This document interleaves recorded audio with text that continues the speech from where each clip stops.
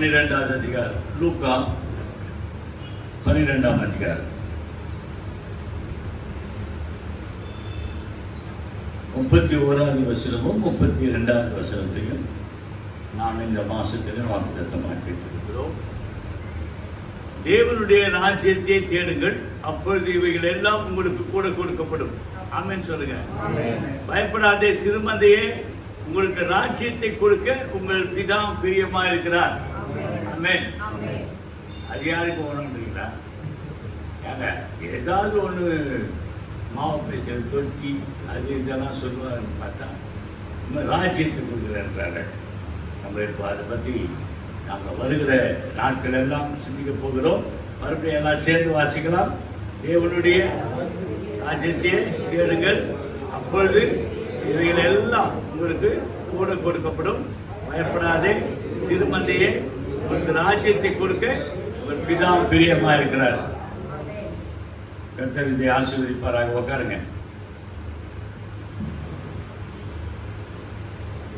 எனக்கும் ரொம்ப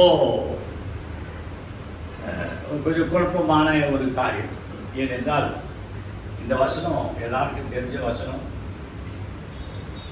அடிக்கடி பேசுகிற வசனம், நிறைய மெசேஜ் கூட கேட்டுருக்கலாம். ஆனால் இந்த மாதத்தில் கர்த்தர் நமக்கு கொடுக்குற ஒரு பெரிய வாக்குத்தத்தம் என்னவென்றால் ராஜ்யம். ராஜ்யம் ராஜ்யம்னு இங்கே டிரான்ஸ்லேஷன் பண்ணியிருக்கிறதுனால நமக்கு சரியாக புரியுறதில்லை. இதை ஒரு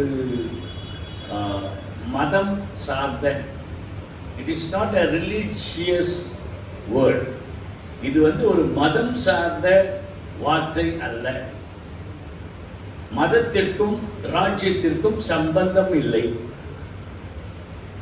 அதை மதமாக மாற்றுவதற்காகத்தான் கிறிஸ்தவத்தை சாத்தான் பயன்படுத்தி கொண்டு வருகிறான். இருக்கிற எல்லா கிறிஸ்தவ ஸ்தாபனங்கள், அதாவது சர்ச்சுகள், ஏறக்குறைய 49,000 பிரிவினை சபைகளை நாம் பெற்றிருக்கிறோம். இந்த 2 வருஷத்தில் 45,000 ஒன்று பார்த்துங்க, 45,000 பிரிவினை சபைகள். ஒருத்தருக்கு ஒருத்தன் விட்டு கொடுக்கறது இல்லை. எல்லாமே ஒரு என்டர்டைன்மெண்ட், ஸ்பிரிச்சுவல் என்டர்டைன்மெண்ட் தான் இப்போ ஜாஸ்தி ஆயிடுச்சு. இயேசு கிறிஸ்துவை ஏதோ ரொம்ப பரிதாபமான ஒரு ரிலீஜியஸ் லீடராக பாவிக்கிறாங்க. சினிமா பாட்டு பாடினா கூட ஒன்றும் பரவாயில்ல, அவர் கோச்சிக்க மாட்டார். அவர் மன்னிப்பதில் பெரியவர் அது இதுன்றாங்க. அல்ல, அவர் ராஜாதி ராஜா. ஆமென். நம்ம சரியாக புரிந்து கொண்டு அவரை உள்வாங்கி கொண்டோம் என்றால் அந்த ராஜ்யத்தில் இருக்கின்ற அத்தனை ஆளுகின்ற திறமை, அந்த ராஜ்யத்திலே வைத்திருக்கிற அத்தனை ஆசீர்வாதங்களை இந்த வரப்போகிற நாட்களிலே நீங்கள் பெற்றுக்கொள்ளப் போகிறீர்கள், நான் பெற்றுக்கொள்ளப் போகிறேன். அதுதான் கர்த்தர் சொல்றேன். ஆங்கிலத்தில் ஒரு மொழிபெயர்ப்பில் ஹவவர் அப்படின்னு ஆரம்பிக்கிறாங்க. However seek his kingdom and these things shall be added to you. Do not be afraid, little flock, because your Father has been well pleased to give you the kingdom government. That is the government. கவர்மெண்ட்டை யோசித்து பாருங்க. நமக்கு ஜனநாயகத்தில் தான் நம்ம பிறந்தோம். 1947 நமக்கு சுதந்திரம் கிடைத்தது. அதற்கு முன்பாக இங்கிலாந்து தேசத்தினுடைய ராணி, அவங்களுடைய ராஜா ஆண்டு கொண்டிருந்தார்கள். ஒருவேளை எங்கள் அப்பாவையும் தாத்தாவையும் நான் மறுபடியும் பார்த்தா நம்ம கேட்டோம்னா அந்த காலம் ரொம்ப நல்ல காலம் தான் சொல்லுவாங்க. அந்த ராஜாக்கள் மட்டும், இங்கிலாந்து அரசாங்கம் மட்டும் இங்கே வரலைன்னா நமக்கு படிப்பு இருந்திருக்காது, ஹாஸ்பிட்டல் இருந்திருக்காது, ஏன் ட்ரெயினே இருந்திருக்காது. இந்த ட்ரெயின் ட்ராக் போட்டதெல்லாம் அவங்க தான். இப்போ நம்ம ஜனநாயகத்தில் இருக்கிறோம், ஆனால் அது பணநாயகமாக மாறி இருக்குது. அதுதான் ஒரே ஒரு கவுன்சிலர் போஸ்ட் கிடைச்சா போதும், பெரிய ஆள் ஆயிடலாம். ஒரே ஒரு எம்எல்ஏ ஆனால் போதும், ஒரு 500 கோடிக்கு அதிபதி ஆயிடலாம். ஒரே ஒரு மந்திரி ஆனால் போதும். அதுதான் இப்போ நடந்துட்டு இருக்குது இல்லையா? நம்மளுடைய பணத்தை வாரி சுருட்டி எவ்வளோ தூரத்துக்கு அனுபவிக்க முடியுமோ அவ்வளோ. ஒரு பிரிட்ஜு கட்டலாம் பொறுத்துன்னு விழுந்து போகுது, ட்ரெயின் ஆக்சிடென்ட்ஸுங்க ஆகுது. எல்லாவற்றிலையும் லஞ்ச லாவணியத்தை பார்த்து பார்த்து பார்த்து அரசாங்கம் என்றாலே நமக்கு வெறுப்பு தட்டுகிற அளவுக்கு நாம் இருக்கிறோம். சில நேரங்களில் நான் ஓட்டு போகிறதுக்கு ரொம்ப கஷ்டப்பட்டுன்னு போடுவேன். ஏன்னா ஓட்டு போட்டு என்ன ஆக போகுது? சிலிண்டர் விலை குறைய போதா?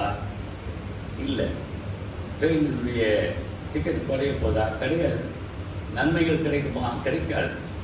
எல்லாம் யார் கிடைக்குன்னா அம்பானிக்கும் அதானிக்கும் கிடைக்கும். ஆகவே நம்ம கவர்மெண்ட்னு சொன்னாவே நம்ம ரொம்ப வேற நிலையில் யோசிக்கிறோம். அது அல்ல. தேவன் இந்த பைபிளில் எந்த இடத்துலையும் ஜனநாயகம், கம்யூனிசம் இதை பற்றி எல்லாம் பேசவே இல்லை. எந்த அரசாங்கத்தை குறித்தும் இந்த வேதம் சொல்லவே இல்லை.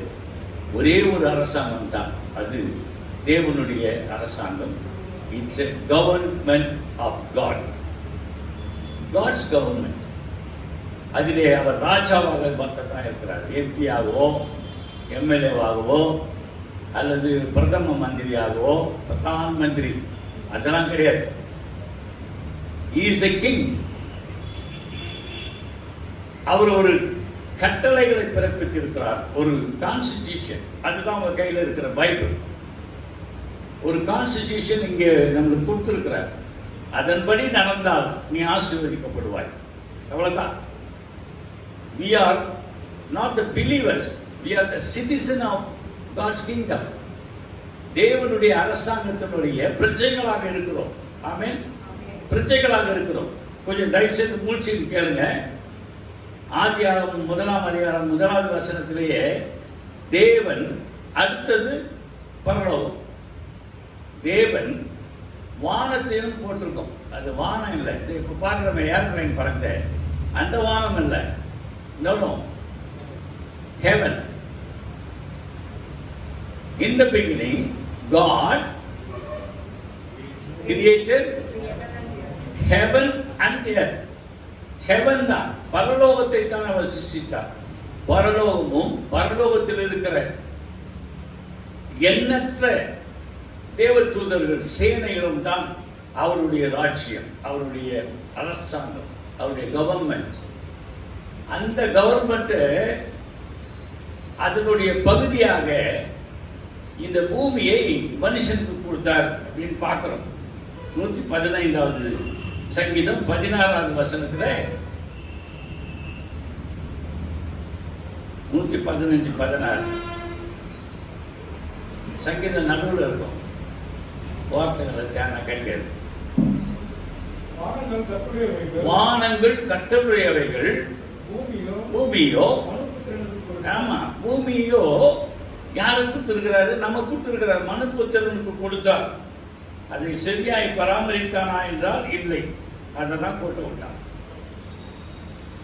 படைத்த போது என்ன சொன்னார்? ஆதியாகமம் 1ஆம் அதிகாரம் 26-28 வரைக்கும் வாசிக்கும் போது தேவன் அவருடைய சாயலாக மனுஷனை சிருஷ்டித்தார். அதன் ஜாதி ஜாதியாக போட்டுக்கோங்க பைபிள்ல. ஆங்கிலத்தில் இன்இட்ஸ் கைண்ட், அதே விதமாக. பறவை என்றால் பறவை விதமாக, மிருகம் என்றால் மிருகத்தை போலவே. அதான் அர்த்தம். ஜாதியாகனா இது மோலையார் பிடிக்காது, அது ஜாதி கிடையாது. இன்இட்ஸ் கைண்ட் அப்படியே பிரச்சனையே வந்தீங்கன்னா 26 வசனம் மாறுது.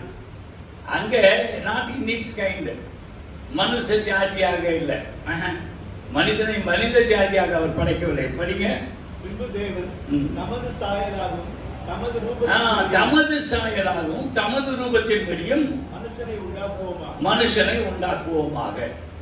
மனுஷன் மனித ஜாதி அல்ல, அவன் இறைவனை போன்றவன் அல்லது இறைவனுடைய சாயலை உடையவனாக படைத்தார். அதுக்கப்புறம் தேவன் தம்முடைய சாயலாக மனுஷனை சிருஷ்டித்தார், அவனை தேவ சாயலாகவே சிருஷ்டித்தார். ஆமா, அது அதை ஸ்ட்ரெஸ் பண்றார்.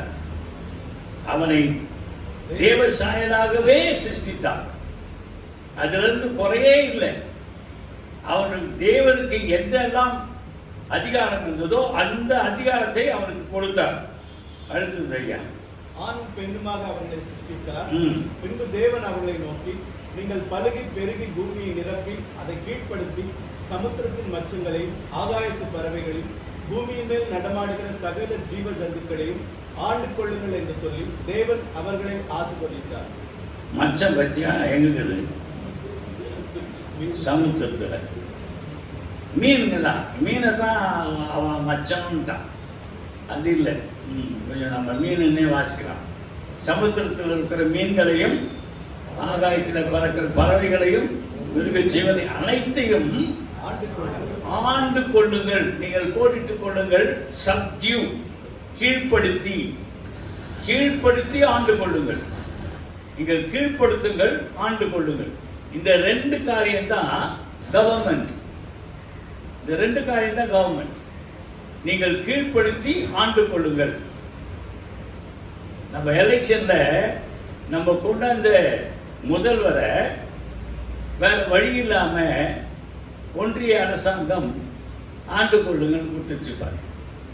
அந்த மாதிரி தேவன் மனுஷனை தனது சாயலாக சிருஷ்டித்து பரலோகம் எப்படி இருக்கிறதோ, பரலோகத்தில் என்ன மாதிரி அட்மினிஸ்ட்ரேஷன் இருக்குதோ, பரலோகத்தில் எதெல்லாம் செய்து கொண்டிருக்கிறார்களோ, பரலோகத்தில் எப்படி ஒழுங்கு இருக்கிறதோ, பரலோகத்தில் எப்படி செழிப்பு இருக்கிறதோ, பரலோகத்தில் எப்படி இல்லாமல் இருக்கிறதோ, பரலோகத்தில் எப்படி வல்லமை இருக்கிறதோ, அதே மாதிரி சப்டியூ, இந்த பூமியை கீழ்ப்படுத்தி அதை ரூல் ஓவர் அதை ஆண்டு கொள்ளுங்கள் என்று அவர்களிடத்தில் கொடுத்தார். மனுஷன் பாவம் செய்த பொழுது பரலோகத்தை இழக்கவில்லை. அவன் பரலோகத்தை இழக்கவில்லை. அவன் தன்னுடைய ஆளுமையை, ஆளுகின்ற அந்த திராணியை இழந்து போனான்.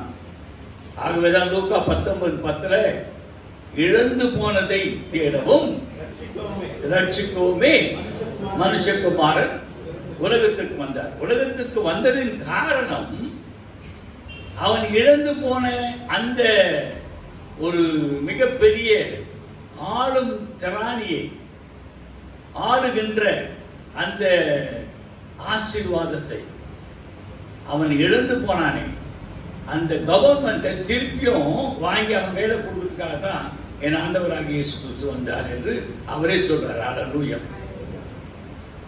அப்போ ரெண்டு ராஜ்யங்கள் இங்கே செயல்பட்டு கொண்டிருக்கின்றன. கண்ணுக்கு புலப்படாத ராஜ்யம், கண்ணுக்கு புலப்படாத அரசாங்கம். நான் ராஜ்யம் ராஜ்யம்னு சொல்லி சொல்லி சின்னதுல இருந்து நான் கரெக்ட் ஆயிட்டேன். என்னை அழைத்த நாட்களிலிருந்தே தேவன் இந்த ராஜ்யத்தை குறித்து, அரசாங்கத்தை குறித்து என்னிடம் பேசிக்கொண்டே இருந்தார். நான் தான் சரியா கவனிக்காத போயிட்டேன். பேர் வச்சேன், ராஜாதி ராஜாவின் வெற்றி முழக்கம். ஒரு பெரிய கிராமம், எல்லா ஒரு நூற்றுக்கணக்கான கிராமங்களிலே நாங்கள் அதை போட்டோம். பேர் வச்சது நான், அதுக்கு ஸ்கிரிப்ட் எழுதுறது நான். ஆனால் எனக்கு புரியல. 2003 வருஷம் சில மிஷினரிமார்கள் வந்தார்கள். அவங்களுக்கு ஒரு கான்ஃபரன்ஸ் நடத்தணும். அவங்களுக்கு இல்லை, அவங்க ஒரு கான்ஃபரன்ஸ் நடத்தினாங்க. என்ன பேர் வைக்கிறான்னு கேட்டாங்க. அவங்க சர்ச் ஆஃப் இங்கிலாந்து ஆளுங்க. அவங்க பெண்டகாஸ்ட் கிடையாது, வேற எதுவும் கிடையாது. they wanted to teach the pastors meeting. அது பாஸ்டர்னு யாரெல்லாம் பைய மாட்டேங்கிறாங்க எல்லாருக்கும் வந்தாங்க. அதுக்கு பேர் வைக்க சொன்னாங்க. கிங்டம் பில்டர்ஸ் பேர் வச்சேன். ஆனால் புரியவில்லை. இன்னத்தை தான் சொன்னேன்னு எனக்கே தெரியல. ஆனால் அந்த கிங்டம் வந்துனே தான் இருந்தது. இப்போதான் இந்த மாதம் தான் எனக்கு கொஞ்சம் கண்ணு திறந்து விட்டார் ஆண்டவர். 2 மாதம் பெரிய அலைக்கடிப்பு. நல்லது. இழந்து போனதை தேடவும், இழந்து போன அரசாங்கத்தை தேடி நம்மிடம் மறுபடியும் கொடுக்கவும், நம்மை காப்பாற்றுவோம் மனுஷகுமாரன் வந்திருக்கிறார். இதுதான் சுவிசேஷம், இதுதான் நற்செய்தி, வேற ஒன்றும் இல்லை. You are going to have the government of God. தேவனுடைய அரசாங்கத்தை மறுபடியுமாய் நீங்கள் பெற்றுக்கொள்ளப் போகிறீர்கள். ஆமென் சொல்ல மாட்டேன், தெரியல. இது ரொம்ப தீர்க்க தரிசனமா தானியேலின் புஸ்தகத்திலே எழுதப்பட்டிருக்குது. 7ஆம் அதிகாரம் 13-14.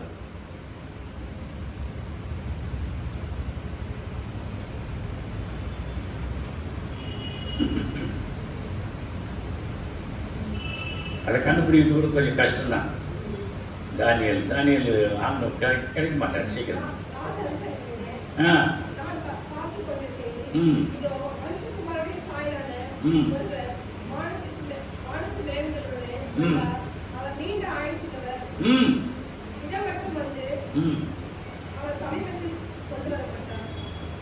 அவ்வளோதானா?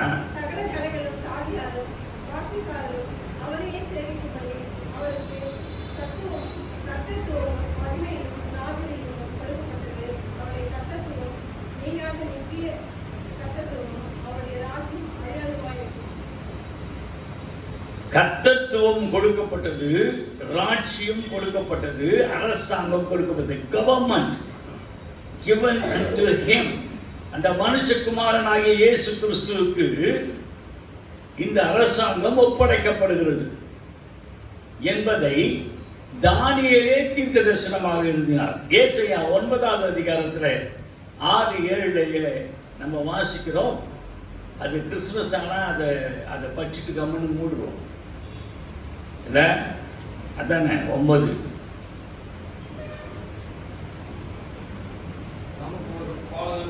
பிறந்தார், கொடுக்கப்பட்டார். கர்த்தத்துவம் அவர் தோளின் மேல் இருக்கும். அதிசயமானவர், ஆலோசனை கர்த்தா, வல்லமையுள்ள தேவன், நித்திய பிதா, சமாதான பிரபு. அந்த பிரபு என்கிற அந்த வார்த்தைக்கு பிரின்ஸ் என்று ஆங்கிலத்தில் போடப்பட்டிருக்கிறது. பிரின்ஸ் என்று சொன்னால் இளவரசன், ஆளுகிறவர், ஆட்சி. அதுதான் 2 விதமான ராஜ்யங்கள் பூமியை ஆளு கொண்டு இருக்கின்றன. ஒன்று இறைவனுடைய கவர்மெண்ட், காட்ஸ் கவர்மெண்ட். 2 சாத்தானுடைய கவர்மெண்ட். அது இருளின் ராஜ்யம் என்று நாம் சொல்கிறோம். அது கொஞ்சம் மூடுவீங்களாப்பா?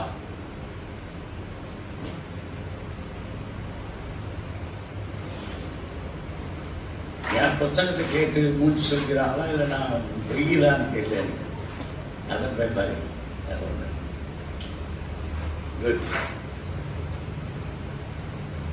நல்லது. ஆகவேதான் கொலோசியர் 1ஆம் அதிகாரம் 13வது வசனத்தில் வாசிக்கிறோம். எந்த ராஜ்யத்திலிருந்து நம்மை விடுதலை ஆக்கினாரா? இருளின் அதிகாரம், the government of darkness. இருளின் அதிகாரத்திலிருந்து நம்மை விடுதலையாக்கி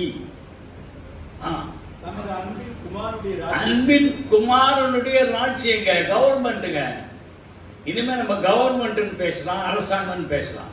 இந்த ராஜ்யம் இந்த கிறிஸ்துவ வார்த்தையாக போயிடுச்சு. அந்த மாதிரி அந்த கிறிஸ்துவ வார்த்தைகளே எடுத்துடலாம் நம்ம. இனிமே கொஞ்சம் நம்ம கிறிஸ்துவ மதத்தை சார்ந்தவர் அல்ல. அது ஒரு மதம் கிடையாது. இயேசு கிறிஸ்து மதத்தை ஸ்தாபிக்க வரவில்லை. இயேசு கிறிஸ்து ஒரு மத போதகர் அல்ல. இஸ் த கிங், அவர் ராஜா. ஆமென். அக்டோபர் மாசத்திலிருந்து மிகப்பெரிய இயற்கைக்கு அப்பாற்பட்ட நிலைக்கு ஒரு பெரிய மாறுதலை தேவன் செய்ய இருக்கிறார். தயாரா இருக்கிறீங்களா? தயாரா இருங்க. Because we are going to change our mindset from a government to another government. ஆமாங்க, நான் பார்த்ததில்லை, ஐயா பார்த்துக்கிறாரு. அமெரிக்கா எப்படி இருந்ததுன்னு கேட்டால் அவருக்கு தான் தெரியும். So clean, so rich. எங்கே பாரு ஜாகுவார் கார் மாதிரி வச்சுருப்பாங்க. என்னங்க, பெரிய பெரிய காரு தான், பெரிய பெரிய வாங்க. ஏன் அந்த நாடே, அந்த கவர்மெண்ட்டே நல்ல கவர்மெண்ட்டாக இருக்குது. இங்கிலாந்து அப்படி தான். அதெல்லாம் பாருங்கள் எப்படி இருக்குது. நம்ம நாட்டில் வந்து பாருங்கள், இல்லை மவுண்ட் ரோட்லேயே மூக்கு பிடிச்சிட்டு போகிற மாதிரி தான் இருக்குது. ஸோ கவர்மெண்ட் வித்தியாசம் தான். அரசாங்கம் வித்தியாசமான அரசாங்கம் இருந்தால் வித்தியாசமான காரியங்களை நமக்கு கிடைக்கும். ஆகவே இயேசு கிறிஸ்துவே சொல்கிறார், யோவானின் சுவிசேஷம் 17ஆம் அதிகாரம் 16வது வசனத்தில், நான் உலகத்தான் அல்லாதது போல அவர்களும் உலகத்தார் அல்ல. உலகத்தான் அல்லாதது போல அவர்களும் உலகத்தார் அல்ல.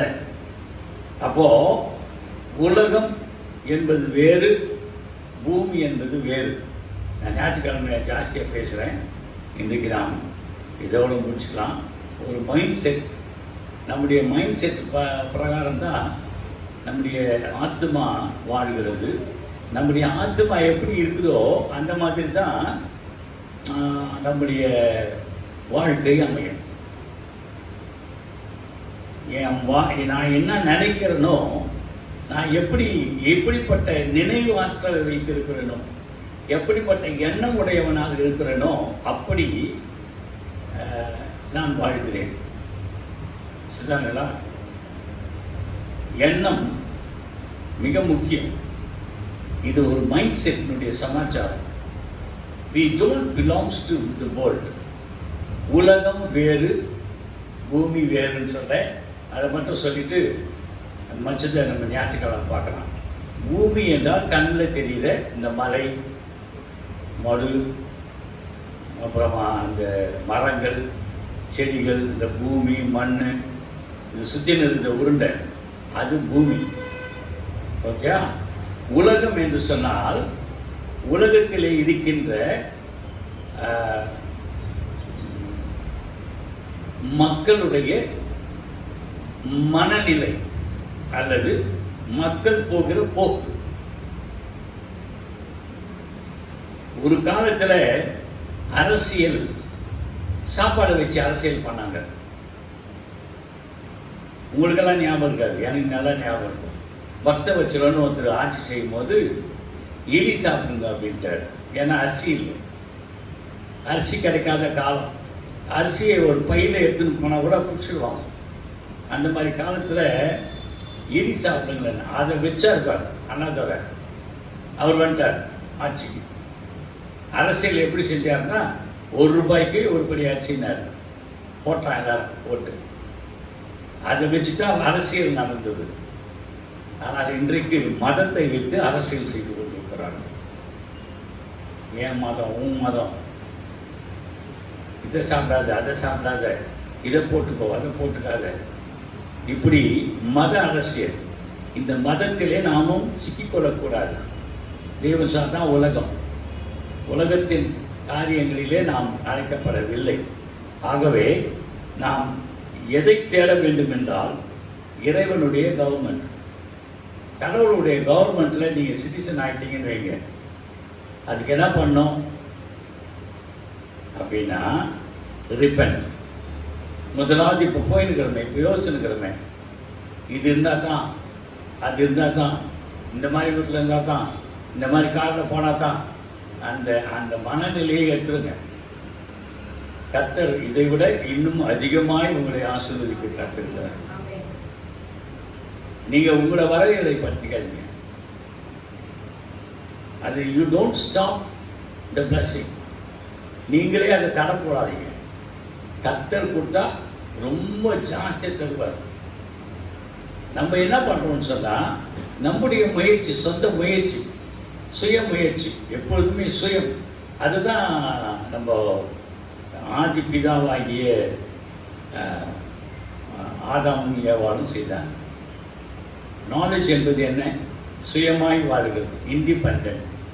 இண்டிபெண்டன்ட் என்று சொன்னால் நானே என்னை பார்த்துக்கிறேன், நீ விட்டுரு அப்படின்றது தான். இல்லை, we are dependent of God. தேவனை சார்ந்து வாழ்ந்தால் வாழலாம். அப்படி நானே வாழ்ந்துக்கிறேன்னு சொன்னால் ரொம்ப கஷ்டப்படுறேன். ஆகவே தான் இறை அரசை தேடுவதற்காக இந்த மாதம் கர்த்தர் வாக்களித்திருக்கிறார். அப்படி தேடினால் உங்கள் வீட்டு முன்னால் BMW கார் நிற்கும். எத்தனை பேர் ஆமேன்னு சொல்ல போறீங்க? சிரிக்கிறீங்க மனசுக்குள்ள. அதான் நடக்கிற காரியமா ஏதோ பேசி பராதிக்கிற வேண்டியது இல்லைங்க. It's a practical thing. நான் என்னுடைய சொந்த கதையெல்லாம் நான் சொல்லி உங்கள் நேரத்தை வீணடைக்க நான் விரும்பவில்லை. கர்த்தர் போஷிக்கிறவர், கர்த்தர் பராமரிக்கிறவர், கர்த்தர் சுகம் தரும் ராமா, கர்த்தர் பாதுகாக்கிறவர். அவர் நினைச்சார்னா அவருடைய சேனையை அனுப்புனா நம்மளை சுற்றி மிலிட்ரி ஃபோர்ஸ் யாருக்கு நிற்பாங்க. சிட்டிசன் சண்டை போட மாட்டான். நம்மளை போய் காஷ்மீரில் சண்டை போடுறோம் இல்லை, அதுக்குன்னு ஒரு சேனை இருக்குது. அது மாதிரி கர்த்தர் பேருனா சேனைகளின் கர்த்தர். அந்த சேனை அனுப்புகிறாரு. ஒரு தேவதூதன் 1,80,000 பேரை ஒரே ராத்திரி காட்சி போட்டு போயினே இருக்கலாம். நீங்கள் மட்டும் அந்த ராஜ்யத்தை தேடுவீர்களானால், தேவனுடைய அரசாங்கத்தை நீங்கள் மாற்றிக்கொண்டு உங்களுடைய அரசாங்கமாய் மாற்றிக்கொள்வீர்களானால், இந்த மாதம் அல்ல, வருகிற வாழ்க்கை முழுவதுமே நீங்கள் மிகவும் ஆசீர்வாதத்தை காண்பீர்கள். ஆமென். அப்படிப்பட்ட ஆசீர்வாதமான வாழ்க்கையை நமக்கு கர்த்தர் தருவதற்காக நாம் ஜெபிப்போம். அன்பின் பிதாவே, இந்த வார்த்தைகளை நாங்கள் ஏற்றுக்கொள்கிறோம்.